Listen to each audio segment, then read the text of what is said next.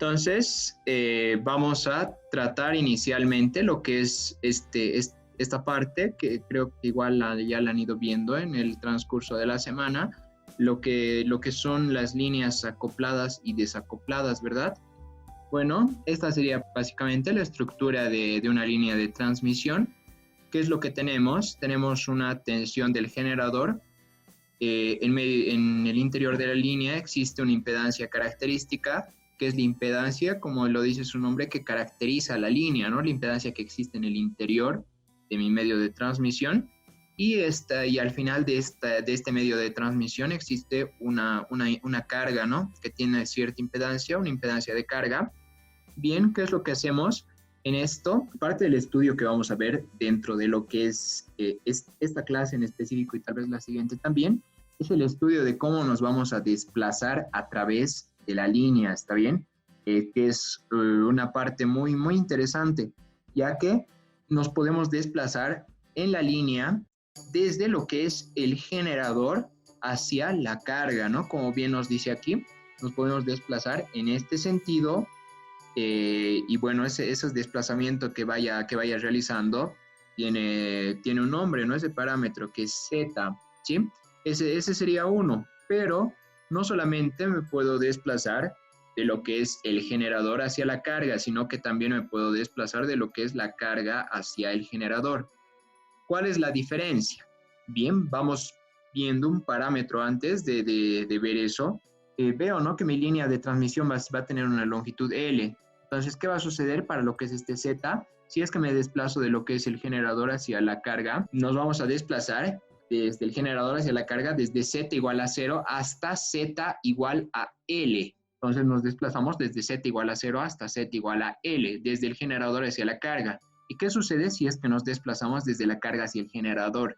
Si es que nos desplazamos desde la carga hacia el generador, vamos a partir como referencia tomando nuestra carga. Ahí ya vamos a tener nuestro Z igual a 0 y nos vamos a desplazar desde Z igual a 0 hasta Z igual a menos L.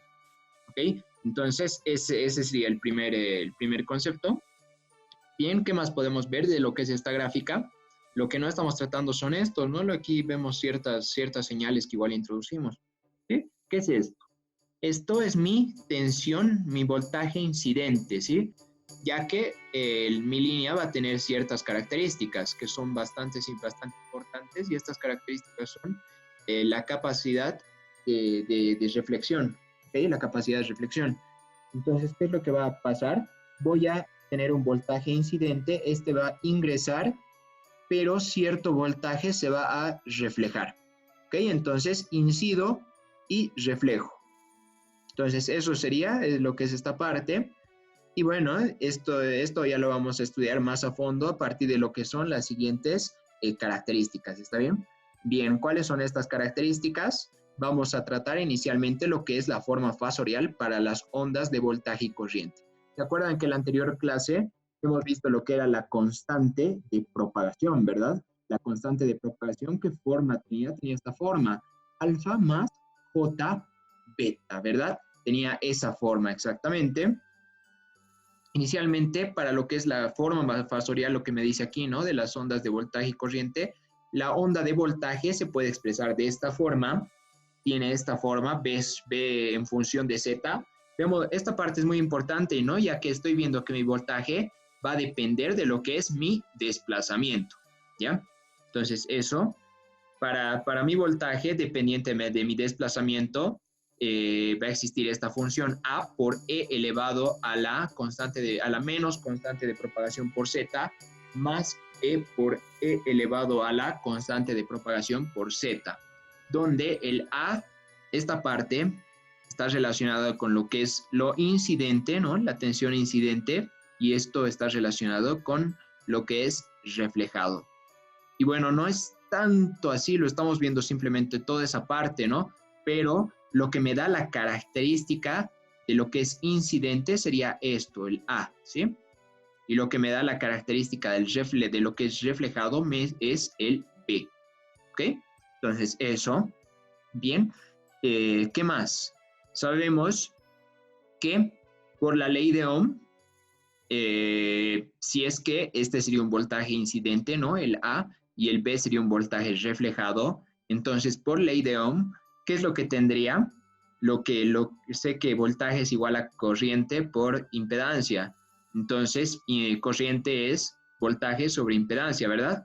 Entonces, trabajamos en base a lo mismo para lo que es la corriente, solo que estas tensiones, ¿no? A y B, las voy a dividir entre mi impedancia. ¿Qué impedancia? La impedancia característica, ¿no? La impedancia de mi línea de transmisión. ¿Ok?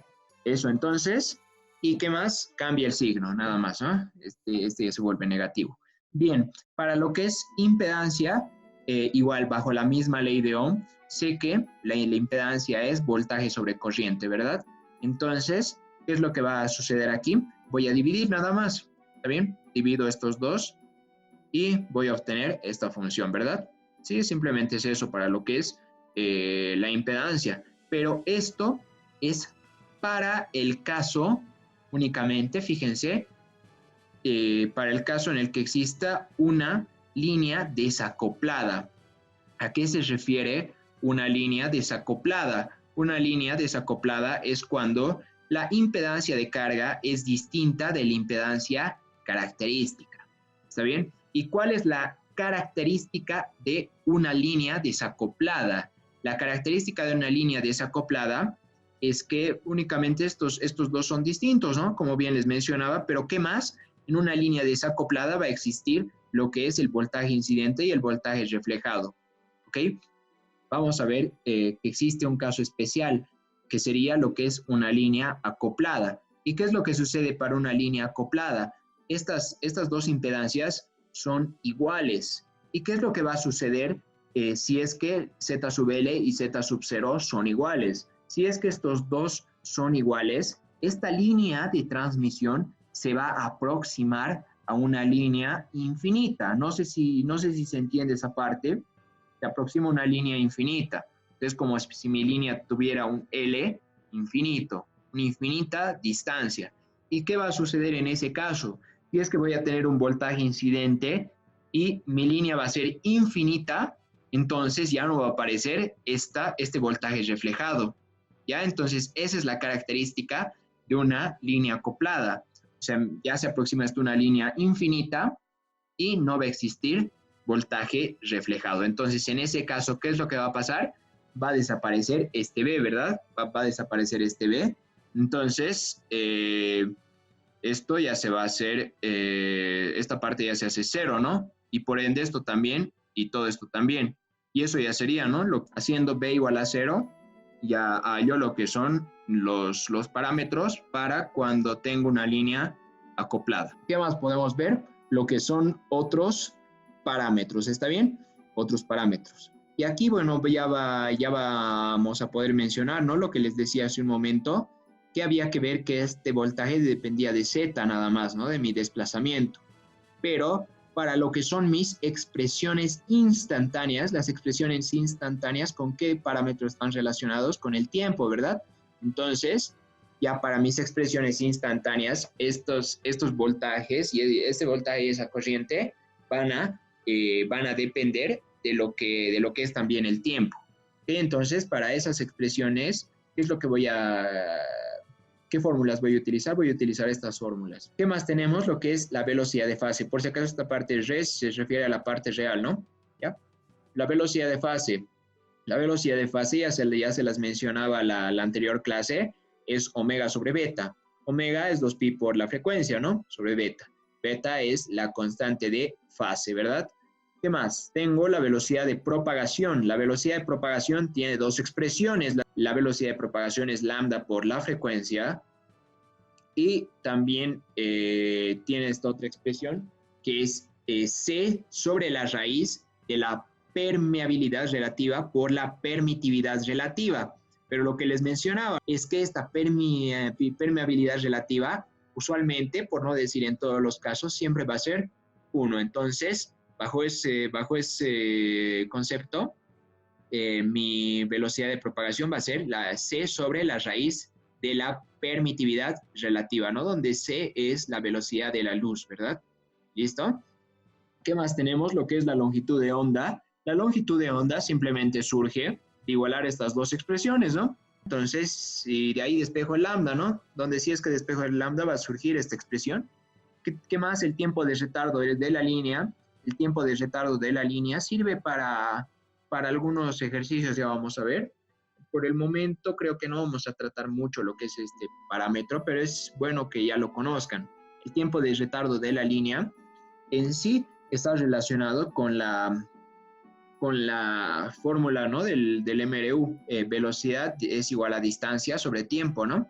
Entonces, en este caso, la velocidad de fase es igual a la longitud de la línea sobre el tiempo de retardo. ¿Está bien?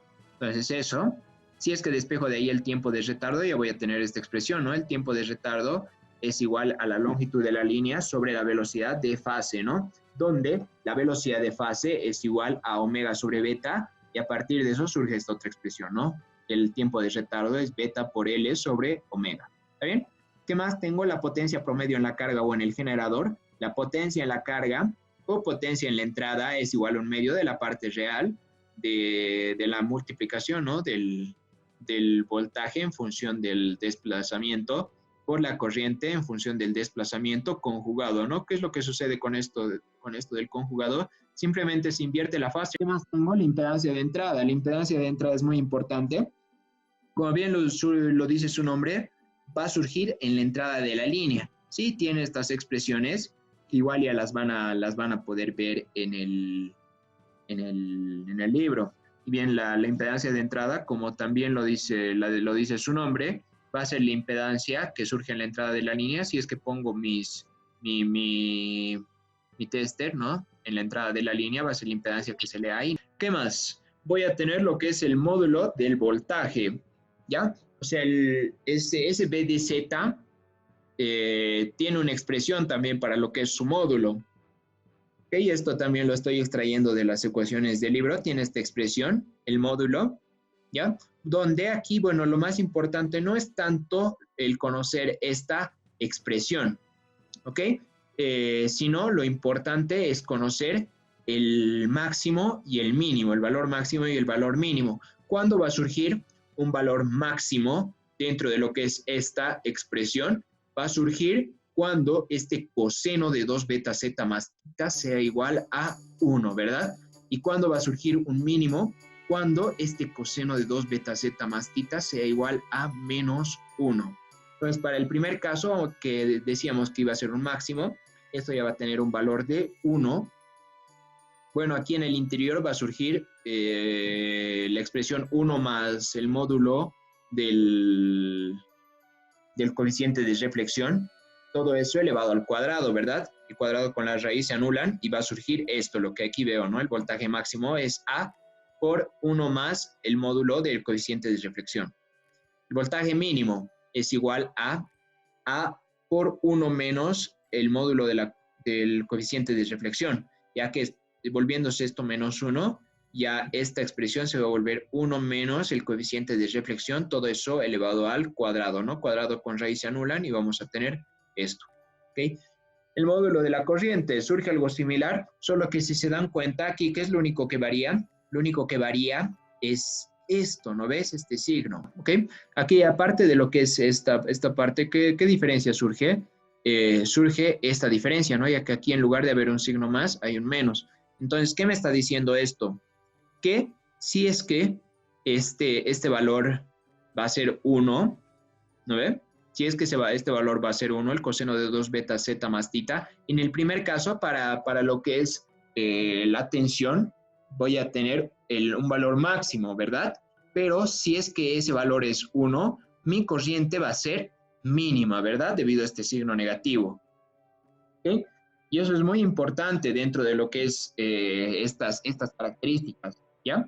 Y si es que este coseno de 2 beta z más θ es igual a menos 1, en el primer caso he dicho que iba a ser un mínimo, ¿no? En el segundo caso, para lo que es la corriente, ¿qué voy a tener? Voy a tener un máximo, ¿verdad?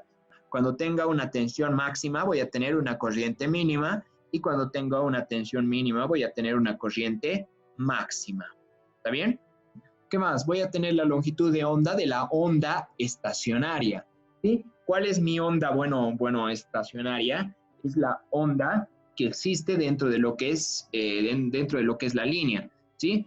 Entonces, esa onda, por si acaso, no es la longitud de onda del medio, ¿ya? Pero sí depende, ¿no?, de la longitud de onda del medio, ya que esa onda estacionaria tiene una longitud de onda y su longitud de onda es la mitad del lambda, ¿no? De la mitad del lambda del medio, de la longitud de onda del medio.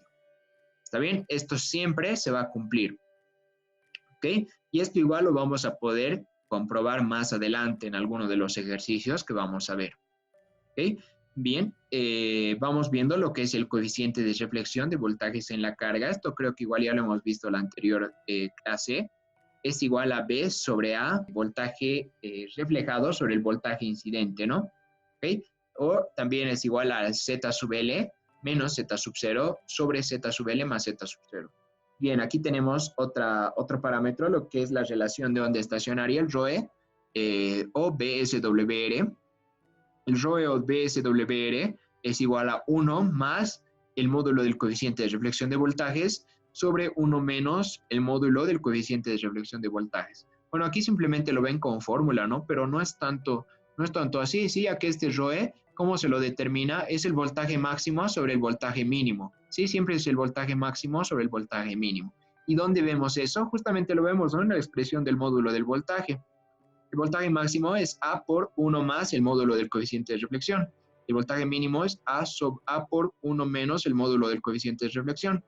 Y como bien les decía, ¿no?, el ROE es la relación, pero ¿qué relación? La relación de voltajes máximos y voltajes mínimos. Aquí tal vez nos faltaba notar eso, ¿no? Pero implícitamente eso se entiende, ¿okay? Se llama simplemente ROE, pero es una relación de voltaje máximo sobre voltaje mínimo. ¿Okay? Entonces, si es que hacemos eso, si es que dividimos estos dos, se anulan A con A y me queda esta expresión, ¿verdad? Fíjense, ya estamos demostrando algunas fórmulas, ¿no? Ya podemos pasar con esto a lo que son los ejercicios.